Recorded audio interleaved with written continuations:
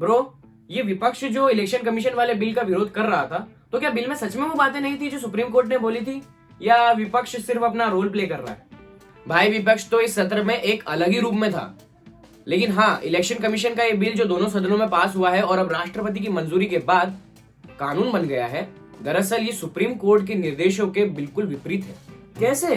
देख, supreme court का साफ साफ कहना है कि चुनाव आयोग का चयन प्रधानमंत्री, विपक्ष के नेता और सुप्रीम कोर्ट के मुख्य न्यायाधीश के पैनल द्वारा किया जाना चाहिए। लेकिन इस सत्र में इलेक्शन कमीशन का जो बिल पास हुआ है, उसमें सरकार की तरफ से मुख्य न्यायाधीश की जगह एक कैबिनेट मंत्री रखा गया है, जिसे प्रधानमंत्री खुद नियुक्त करेंगे। ओके, ये बिल किस पुराने बिल को रिप्लेस करेगा? भाई साहब, ये बिल चुनाव आयोग अधिनियम 1991 की जगह लेगा। साथ ही बिल केंद्र सरकार को मुख्य चुनाव आयुक्त और चुनाव आयुक्तों की नियुक्ति के लिए अहम भूमिका निभाने की अनुमति देगा। साथ ही साथ ये बिल जो अब कानून बन गया है, ये सीईसी और ईसी को राष्ट्रपति की ओर से एक चयन समिति की सिफारिश पर नियुक्त किया जाएगा।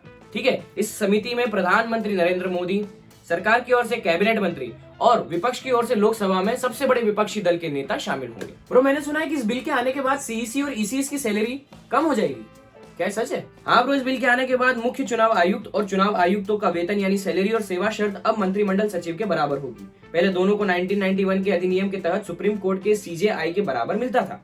बिल में यह साफ कहा गया है कि 3 सदस्यीय चयन समिति सीईसी और ईसी को नियुक्त करने के लिए पारदर्शी तरीका अपनाएगी, उसी तरीके से रेगुलेट करेगी। सीईसी और ईसी का कार्यकाल 6 साल या कहे 65 वर्ष की आयु तक रहेगा।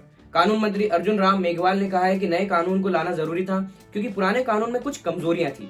उन्होंने विपक्ष के उन आरोपों को भी खारिज किया है कि यह विधेयक सुप्रीम कोर्ट के एक फैसले को दरकिनार करने के लिए लाया गया है जो सीईसी और ईसी की नियुक्ति से संबंधित है। इस बिल में एक क्लॉज वो भी है जो सीईसी और ईसी को उनके कार्यकाल में लिए गए एक्शन से जुड़ी कानूनी कार्रवाई से बचाता है। बशर्ते यह है कि वो एक्शन आधिकारिक कर्तव्यों के निर्वहन में लिया गया हो।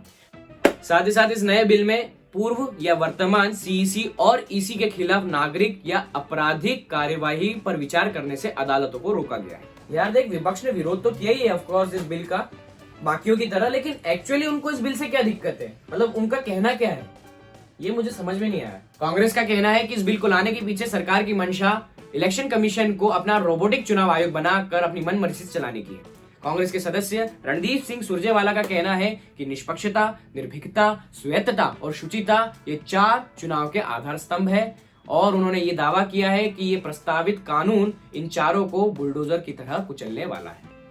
ओ भाई साहब, इतने भारी भारी शब्दों का उपयोग करना पड़ रहा है विपक्ष को इसका विरोध करने के लिए, तो 100% इस बिल से उनका नुकसान ही हो रहा होगा। हाँ, मतलब विपक्ष को तो ये फील हो ही गया है। तभी तो सुरजेवाला ने आगे कहा है कि सरकार इस विधेयक के जरिए चुनाव प्रक्रिया में हस्तक्षेप का प्रयास कर रही है। उन्होंने संविधान निर्माता डॉक्टर अंबेडकर के एक वक्तव्य का हवाला देते हुए कहा है कि चुनाव प्रक्रिया कार्यपालिका के हस्तक्षेप से पूरी तरह मुक्त होनी चाहिए। वैसे देखा जाए तो अगर एक प्रधानमंत्री और एक कैबिनेट मंत्री नियुक्त कर रहे हैं तो एक तरह से सरकार ही नियुक्त कर रही है और इसमें भेदभाव और पक्षपात की संभावना बढ़ जाती है। साथ ही साथ मुख्य चुनाव आयुक्त का ओहदा छोटा कर देना भी एक चिंता का विषय है। तो अब ये बिल अच्छा है या बुरा, ये भी बता ही दे। देखो भाई साहब, उसका फैसला तो जनता ही करेगी, ठीक है? अच्छा, क्या लगता है आपको इस बिल के बारे में? कमेंट कर हमें जरूर बताएं। साथ ही साथ इस वीडियो को लाइक, शेयर और कमेंट जरूर करें। इंडिया लीडर चैनल को सब्सक्राइब करें और बेल आइकन को दबाना बिल्कुल ना भूलें ताकि नेक्स्ट वीडियो जब भी आए आपकी नोटिफिकेशन में टॉप पर आ जाए। तब तक हम नेक्स्ट वीडियो की तैयारी करते हैं।